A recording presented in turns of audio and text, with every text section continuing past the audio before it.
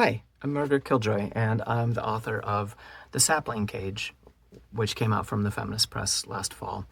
And the main hook of this story, right, is that it's about a trans witch. It's about a young girl who doesn't even realize she's a girl, who just wants to be a witch. And so she dresses up as a girl and she goes off and joins the girl and women only group, the witches, in order to also help her friend get out of a promise made to the witches by her dead mother. And so that's the hook of the story, but that's of course not what the story is about. That's part of what it's about. That's what Laurel, the protagonist, her journey, some of it is about. But it's really a story that sometimes when I give talks, I just say it's a heavy-handed metaphor for climate change, but don't worry, it's actually good. And it's a story about facing existential threats, both politically and ecologically, and working together despite very serious differences in order to try and confront those threats.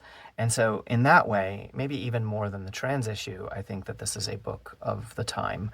I think that what we are being asked to do right now is come together across fairly major cultural and political and ideological differences in order to confront the existential threat that faces us all with climate change and with the rise of fascism.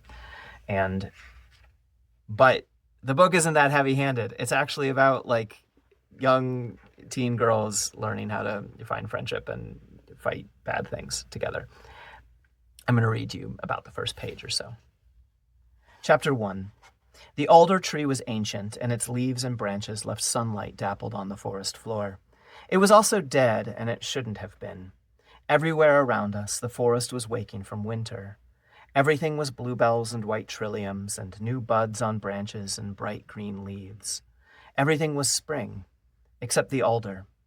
Its bark was sharp and cold, like ice or like stone. Its leaves were gray. I don't think trees are supposed to be like that, Lane said. We'd finished our morning work on the communal fields. Not 100 yards away through the trees, horses ran in the pasture, excited to be outside after so many months of snow. I could smell rain in the air. It should have been a perfect day, but the alder was dead, and it shouldn't have been. Witchcraft, Lane said. That was her explanation for everything strange. It couldn't be witches, I said. That was my defense of everything blamed on witchcraft. She paced around the tree. It took her several paces for every lap. She was half a year younger than me. She just turned 16.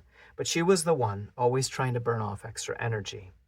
I peered at the frost gathered on the alder's bark.